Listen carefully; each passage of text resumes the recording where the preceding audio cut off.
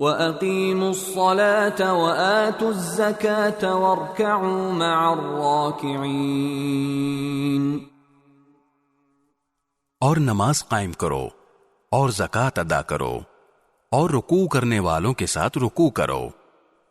أَتَأْمُرُونَ النَّاسَ بِالْبِرِّ وَتَنْسَوْنَ أَنفُسَكُمْ وَأَنْتُمْ تَتْلُونَ الْكِتَابَ أَفَلَا تَعْقِلُونَ؟ کیا تم دوسرے لوگوں کو تو نیکی کا حکم دیتے ہو اور خود اپنے آپ کو بھول جاتے ہو، حالانکہ تم کتاب کی تلاوت بھی کرتے ہو؟ کیا تمہیں اتنی بھی سمجھ نہیں؟ وَاسْتَعِینُوا بِالصَّبْرِ وَالصَّلَاةِ وَإِنَّهَا لَكَبِيرَةٌ إِلَّا عَلَى الْخَاشِعِينَ،